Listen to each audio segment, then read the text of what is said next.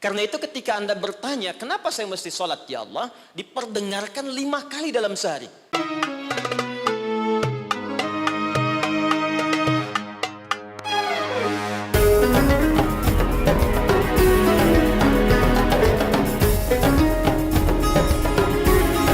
Kalau saya turunkan gini, Pak. Ini tentang hidup kita. Jangan-jangan sudah puluhan tahun hidup, tapi kita belum tahu apa yang kita kerjakan dalam hidup ini. Saya khawatir, jangan-jangan kita sibuk, pada akhirnya kita pulang. Gak ada yang gak pulang, Pak. Penyebab kita kembali itu bukan COVID-19 yang sekarang marak. Bukan persoalan sakit. Karena yang sehat pun kalau sudah waktunya tiba pulang, dia pulang. Syarat meninggal itu bukan sakit.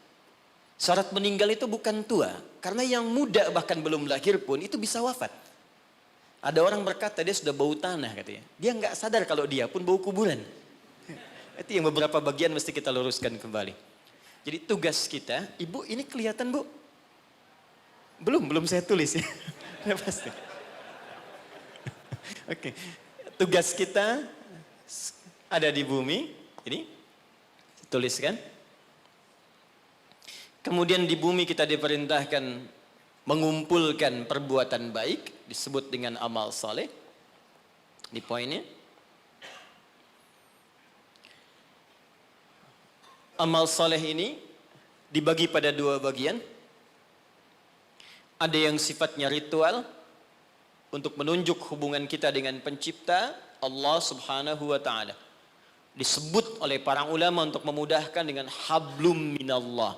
Hablum itu garis tali. Minallah yang terhubung ke Allah.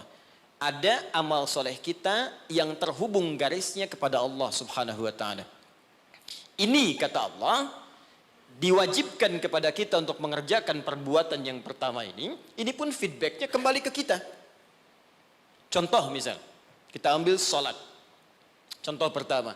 Salat hubungan kita langsung dengan Allah subhanahu wa ta'ala. Saat kita mengerjakan salat pun kata Allah, manfaatnya bukan untuk saya. Kata Allah. Kembali lagi pada kita.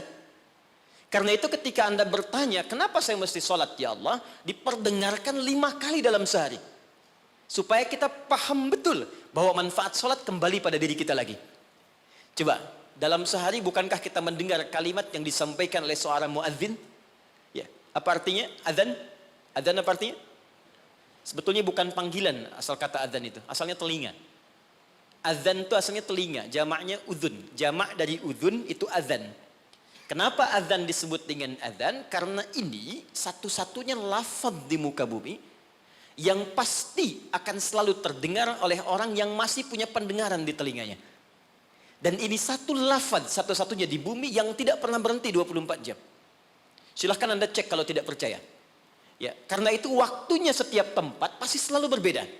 Jakarta selesai, Bekasi adzan. Bekasi selesai, Cikarang adzan.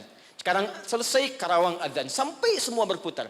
Ya, dulu saya tinggal di Tripoli, Mesir selesai adzan, Libya adzan. Selesai Libya, Tunisia adzan. Tunisia selesai, Aljazair adzan. Maroko, sampai terus nyebrang. Ternyata 24 jam nggak pernah berhenti.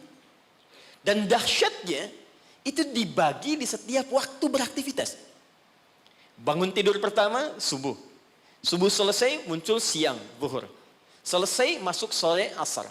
Selesai, pembuka ke malam, maghrib. Muncul malamnya, isya. Sampai tidur kita isya ke subuh lagi, 5 waktu dibagi, diperdengarkan kalimat itu. Ketika muncul kalimat, hayya 'alas shalah, Allahu akbar, hablu minallah. Apa bentuk ibadahnya? Hayya 'alas shalah, tunaikan salat. Anda bertanya kenapa mesti salat? Kata Allah lewat suara muadzin, hayya 'alal falah. Supaya engkau sukses. Supaya engkau bahagia. Jadi falah itu bukan sekedar bahagia. Saya pernah terangkan di sini, kalau Anda buka kamus bahasa Arab Inggris, maka falah itu diterjemahkan dengan success and happiness. Jadi di salat itu Pak, Bu, saya tekankan setiap saya kesini, saya selalu ulang-ulang kalimat ini. Di dalam salat itu, baik gerakannya, juga bacaannya itu terkandung ajaran-ajaran, hikmah-hikmah dan rahasia-rahasia bimbingan menuju kesuksesan dan kebahagiaan dalam hidup. Di gerakannya bukan gerakan asal-asalan. Makanya Nabi ketat mengatakan, kata Nabi, "Shallu kama ra'aitumuni usalli." Salatlah kalian persis seperti melihat saya salat. Ada seorang bernama Khalid bin Rafi Az-Zuraiqi. Kisah ini ada di hadis Muslim, nomor hadis 319. Ya, riwayat sahabat Abu Hurairah radhiyallahu taala anhu. Ini ada seorang bernama Khalid bin Rafi Az-Zuraiqi di zaman Nabi. Datang ke masjid, salat di samping Nabi. Wan nabiyyu fi nahiyatin ukhra minal masjid. Jadi Nabi sedang duduk di sisi lain, dia salat kurang lebih di sinilah. Begitu selesai salat, sallama yaminan wa samala, dia salam ke kanan dan ke kiri, thumma atan nabiyya sallallahu alaihi wasallam. Lalu dia mendatangi Nabi sallallahu alaihi wasallam, fasallama ilaihi. Dia mengatakan, "Assalamu alayka ya Rasulullah." Apa jawab Nabi? Perhatikan kalimatnya. "Wa alaikas salam wa rahmatullah, irji' salli fa innaka lam tusalli." Kata Nabi, "Wa alaikas salam wa rahmatullah, kamu salat lagi karena engkau belum salat."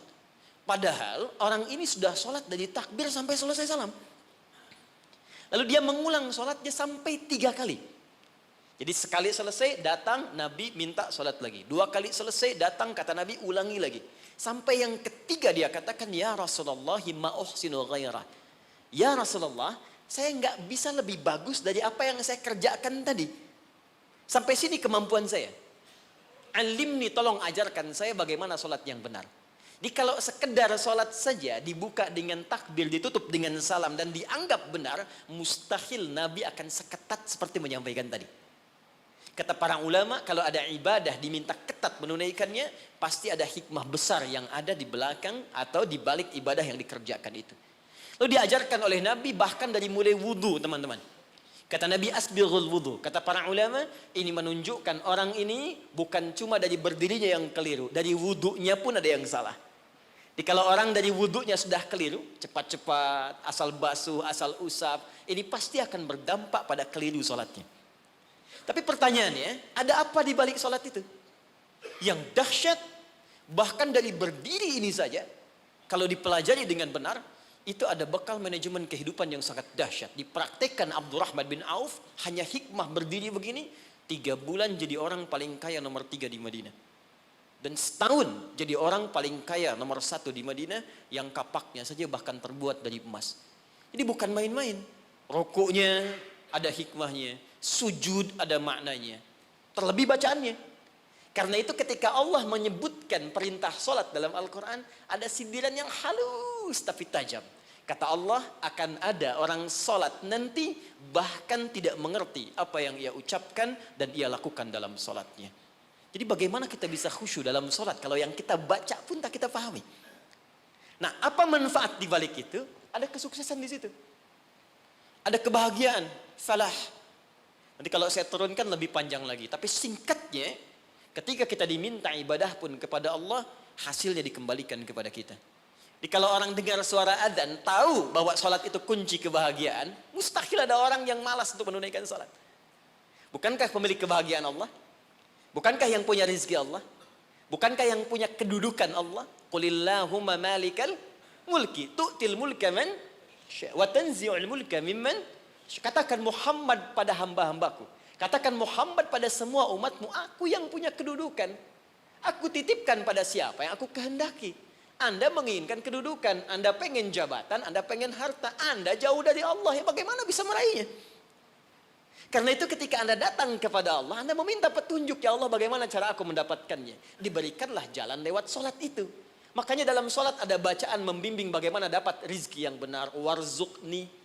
Bagaimana supaya Anda kerja nikmat tidak diganggu banyak orang. Wajburni. Bagaimana supaya derajat kita diangkat. Warfa'ni. Bagaimana supaya dijaga kesehatan. Wa'afini. Bagaimana supaya mendapatkan kasih sayang dari teman-teman yang sekarang sedang kita bekerja. Karena boleh jadi Anda kerja, bagi Anda nikmat, bagi orang belum tentu. Karena itu nanti di fikih Quran, di manajemen bisnis dalam fikih Al-Quran, ada pernyataan begini. Ketika Anda sedang mengerjakan sesuatu yang besar, maka boleh jadi di sekeliling Anda pun mengincar hal yang sama yang sedang Anda kerjakan. Dan persaingan itu akan begitu ketat. Turunlah kemudian turunan-turunan yang ada di sekitaran itu. Siapa yang bisa menghentikan sifat iri hati di sekitaran teman-teman yang menginginkan proyek yang sama? Siapa yang bisa menghentikan hal-hal yang buruk yang mungkin menimpa ketika Anda mendapatkan tender yang sedang Anda kerjakan? Jika Anda tidak datang kepada yang punya kuasa lebih dari yang lainnya, maka bagaimana itu bisa dihentikan dalam pekerjaan Anda? Ini fungsinya sholat. Satu.